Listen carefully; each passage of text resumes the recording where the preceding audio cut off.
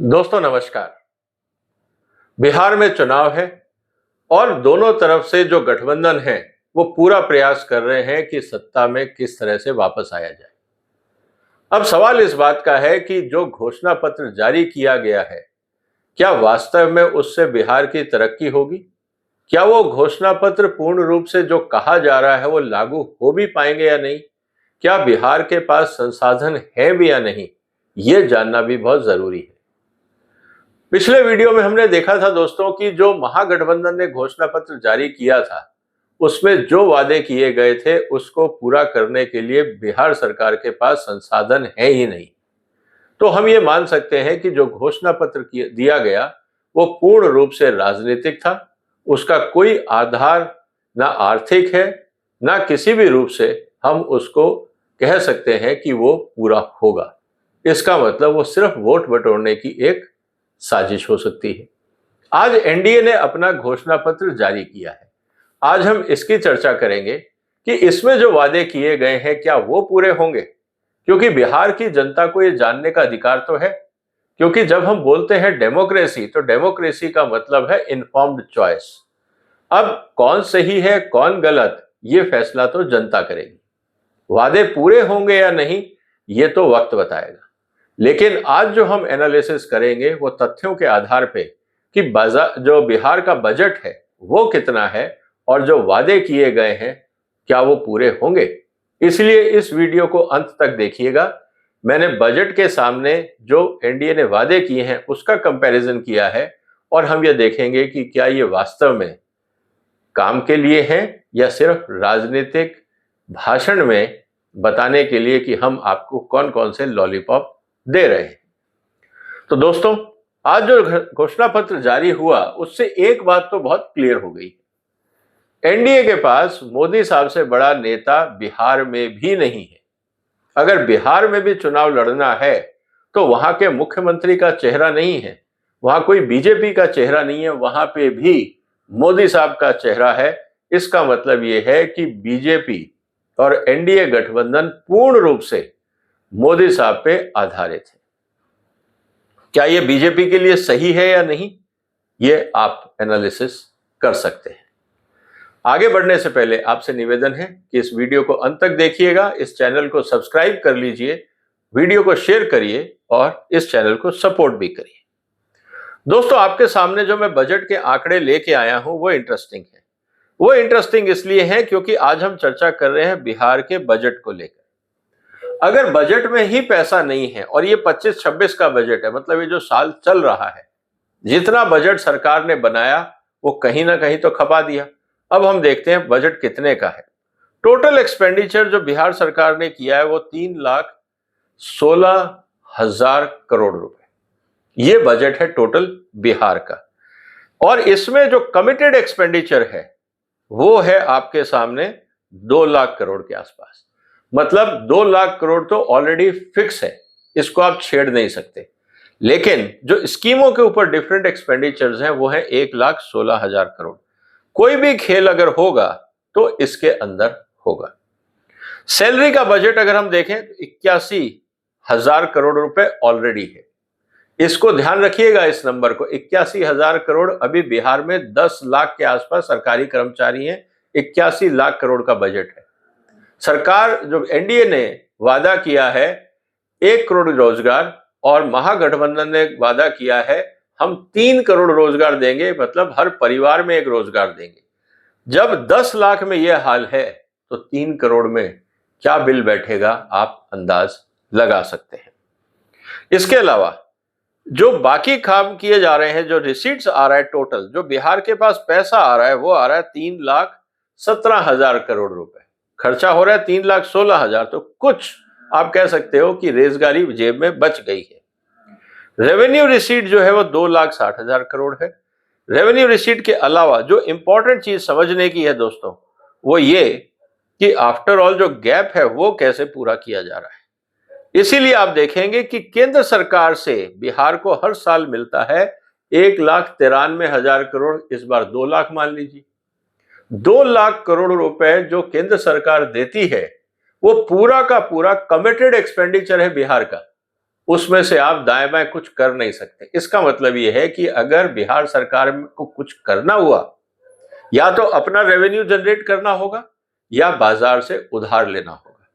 जब हम उधार लेने की बात करते हैं तो अभी जो बिहार का रेवेन्यू है वो है करीब 67,000 करोड़। ये टोटल रेवेन्यू है। क्या अगले साल ये डबल हो जाएगा? उसके लिए तो आपको टैक्स डबल करने पड़ेंगे, बाकी आमदनी के सोर्स बढ़ाने पड़ेंगे। तो क्या ये संभव है? आप सोचिए इसके बारे में। इसके अलावा बाकी जो खर्चे हैं बोरोइंग, अगर आप देखें तो वो है करीब 55,000 करोड़ रुपए। ऑलरेडी 55,000 करोड़ रुपए बिहार उधार ले रहा है बाजार से अपनी जरूरतों को पूरा करने के लिए।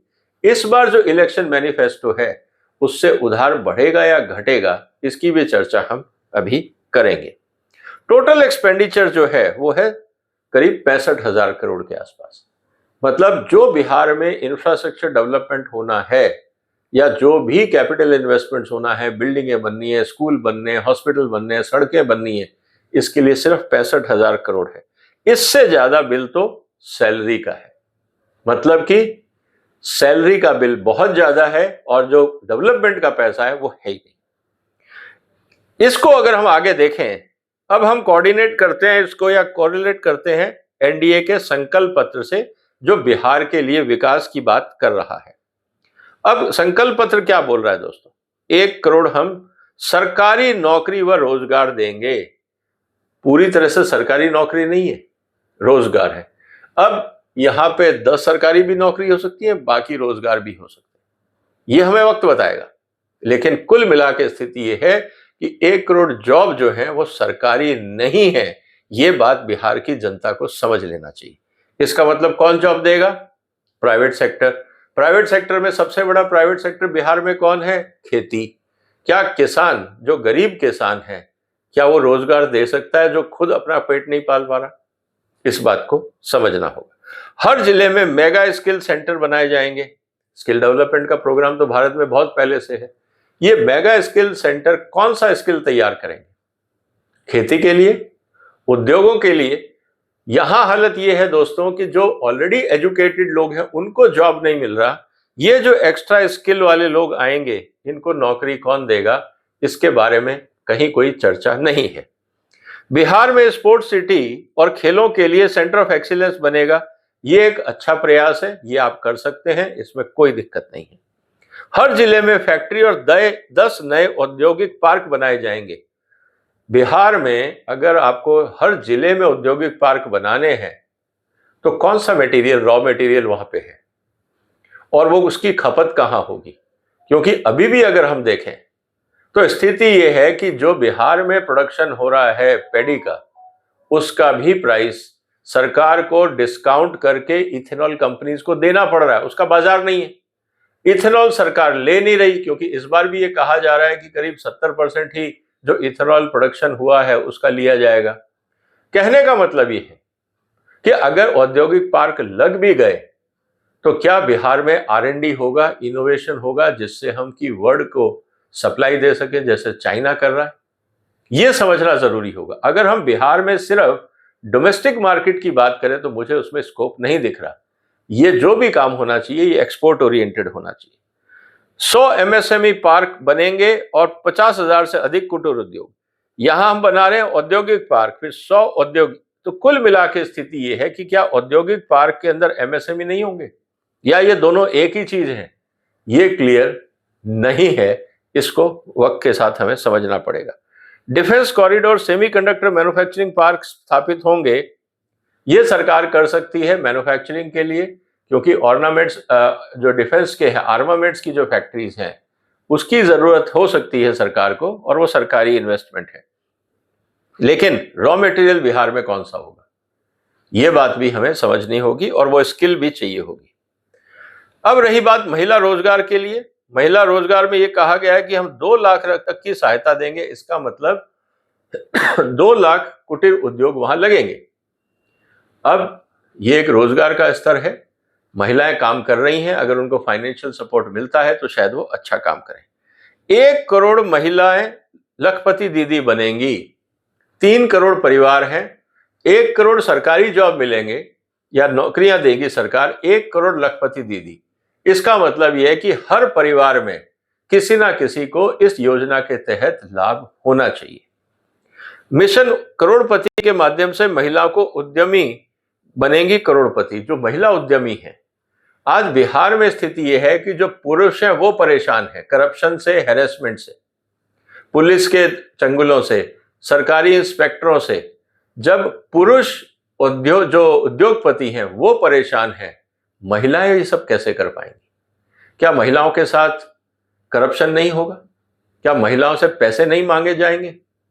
क्या सरकार ऐसा करेगी सिस्टम बदलने का जिससे महिला उद्यमी जो है वो आगे बढ़ सके? ये भी देखने वाली बात होगी। किसान निधि 6,000 से बढ़ाकर 9,000 की जाएगी। ये सिर्फ बिहार में होगा या पूरे देश में होगा? इस बात को लेकर मुद्दा बनेगा। अगर बिहार में आप ये कमिट कर रहे हैं और सरकार आती है और आप 9,000 करते हैं, तो आप ये मान के चलिए कि पूरे देश में करना पड़ेगा, नहीं तो किसान आंदोलन होंगे। क्या सरकार के पास इतना पैसा है? ये भी सरकार को सोचना होगा। मत्स्य पालकों की जो 4.5 से बढ़ाकर 9,000 रुपए सहायता राशि की जाएगी। ये वन टाइम होगी तो ठीक है, अगर ये हर बार देनी पड़ेगी तो बजट प्रावधान जरूरी है। एमएसपी की गारंटी सभी फसलों के लिए। अब सवाल इस बात का है कि एमएसपी की जब हम बात कर रहे हैं तो एग्जिस्टिंग जो फसलें हैं, जहां जहां पे भी एनडीए की सरकारें हैं, क्या वो एमएसपी दे पा रही हैं? क्या किसानों को एमएसपी मिल पा रहा है? अगर एग्जिस्टिंग एनडीए की सरकारें नहीं दे पा रही, जिनकी आर्थिक स्थिति बिहार से अच्छी है, क्या बिहार दे पाएगा? ये बात भी समझने की है, तो इस बात पे भी हमें नजर रखनी होगी। एग्री इंफ्रास्ट्रक्चर में 1 लाख करोड़ का निवेश। पूरे देश में जो स्कीम है सरकार की वो 1 लाख करोड़ की है, पूरे देश के लिए। एग्री इंफ्रास्ट्रक्चर फंड जो सरकार ने बनाया है वो 1 लाख करोड़ का है। यहां सिर्फ बिहार में जाएगा तो बाकी देश का क्या होगा? क्योंकि ये जो इंफ्रास्ट्रक्चर है ये सेंट्रल गवर्नमेंट की स्कीम है और ये पैसा केंद्र सरकार पूरे देश में बांटती है। क्या सारा बिहार में डाइवर्ट होगा तो बाकी राज्य क्या करेंगे, या इस राशि को बढ़ाया जाएगा? ये तो वक्त बताएगा। हर अनुमंडल में एससी वर्ग के विद्यार्थियों के लिए आवासीय विद्यालय ये होना भी चाहिए, जो पढ़ना चाहते हैं उनके लिए हो। उच्च शिक्षण संस्थानों में अध्ययनरत सभी अनुसूचित जातियों के लिए प्रति माह 2,000 रुपए। क्या मेरिट बेस पे होगा या एडमिशन के बेस पे होगा? ये बात भी समझनी होगी। लोग एडमिशन ले लेंगे और कॉलेज में फेल पे फेल होते रहेंगे, 2,000 रुपए महीना लेते रहेंगे और खेत में काम करेंगे या दुकान में काम करेंगे। क्या ऐसा हो सकता है? एडमिशन ले लूं, स्कूल ना जाऊं, कॉलेज ना जाऊं, ये अपने आप में एक चुनौती होगी।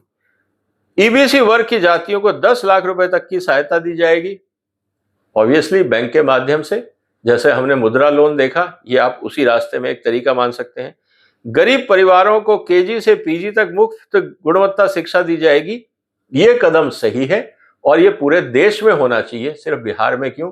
अगर बिहार में भी होता है तो ये अच्छी शुरुआत है। स्कूल में मिड डे मील के साथ पौष्टिक नाश्ता दिया जाएगा। ये प्रोग्राम भी अच्छा है, इससे बच्चे स्कूल आएंगे, एजुकेशन में ध्यान लगाएंगे और जो गरीब बच्चे हैं उनको न्यूट्रिशन मिलेगा। लेकिन मिड डे मील में जो करप्शन होती है उसको रोकने का पूरा प्रावधान करना होगा। इसके अलावा जो वादे किए गए हैं उसमें ये कि 50 लाख नए पक्के मकान, मुफ्त राशन, 125 यूनिट बिजली और सामाजिक सुरक्षा पेंशन। सामाजिक सुरक्षा पेंशन किसको और कैसे मिलेगी इसको विस्तार से नहीं बताया गया है। इस बात को आप ध्यान रखिए और इसको रेड में किया गया है। फिर रही बात 50 लाख नए घर, पक्के घर, 3 करोड़ परिवार हैं। 50 लाख लोगों को अगर नए पक्के परिवार घर मिलते हैं तो अच्छी बात है, बिहार का डेवलपमेंट होगा। और 125 यूनिट मुफ्त बिजली, बिहार के पास तो सब्सिडी के लिए पैसा है ही नहीं, तो क्या होगा?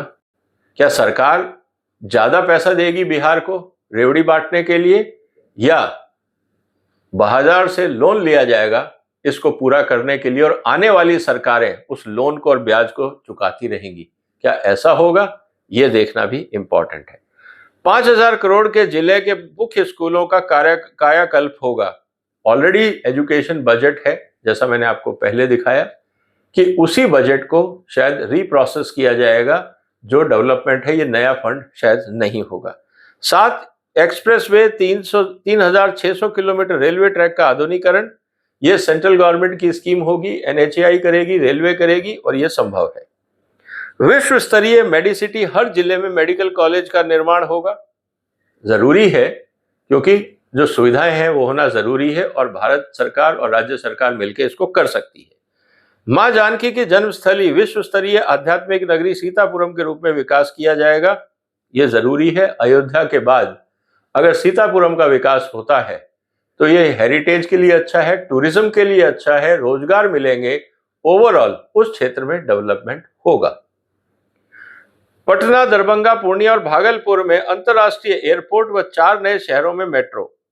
अब सवाल इस बात का है कि बिहार में ऐसा कौन सा शहर है जहां पे आपको मेट्रो देने की जरूरत है, क्योंकि मेट्रो से सस्ते साधन अवेलेबल हैं, हम उनका इस्तेमाल क्यों नहीं करते। तो मेट्रो प्रोजेक्ट वायबिलिटी को लेकर बहुत बड़ा इशू बनेगा। इंदौर में लोग ये कह रहे हैं कि इंदौर में भी मेट्रो अभी खाली चल रही है फॉर वेरियस रीजन। अंतर्राष्ट्रीय एयरपोर्ट, पटना में बात समझ में आती है, दरभंगा, पूर्णिया और भागलपुर, यहां पे अंतर्राष्ट्रीय अगर हम एयरपोर्ट बनाएंगे तो पैसेंजर कितने आएंगे, क्योंकि अभी बहुत सारे ऐसे एयरपोर्ट हैं जहां पे फ्लाइट्स उसको सस्टेन नहीं कर पा रही हैं। डोमेस्टिक एयरपोर्ट बन सकता है, आप सस्ती दरों पर अगर हवाई जहाज चलाते हैं तो अच्छी बात है, लेकिन अंतर्राष्ट्रीय एयरपोर्ट बनाना, नाम आप दे सकते हो लेकिन अंतर्राष्ट्रीय फ्लाइट्स आएंगी, ये अपने आप में सवाल है। तो दोस्तों, ये पूरा जो हमने देखा बजट, जो इलेक्शन मैनिफेस्टो जारी किया गया, संकल्प पत्र एनडीए की तरफ से, उसका विश्लेषण मैंने आपके सामने किया। अब आप खुद अंदाज लगा लीजिए कि इनमें से कितने वादे पूरे होंगे, कितने नहीं होंगे, और बिहार की जनता सोच समझ के वोट करे कि महागठबंधन का आपके पास भी मैनिफेस्टो है, अब एनडीए का भी आ गया है, दोनों को समझिए, दोनों को पढ़िए और देखिए कि आपके राज्य के हित में क्या है। वोट जरूर डालिएगा, लेकिन सोच समझकर। आपने वक्त निकाला, आपका धन्यवाद। आपके जो भी विचार हो कमेंट बॉक्स में लिखिए, इस वीडियो को शेयर करिए, चैनल को सपोर्ट करिए, सब्सक्राइब करिए। फिर मुलाकात होगी एक और महत्वपूर्ण मुद्दे के साथ, तब तक अपना ध्यान रखिएगा। फिलहाल वंदे मातरम।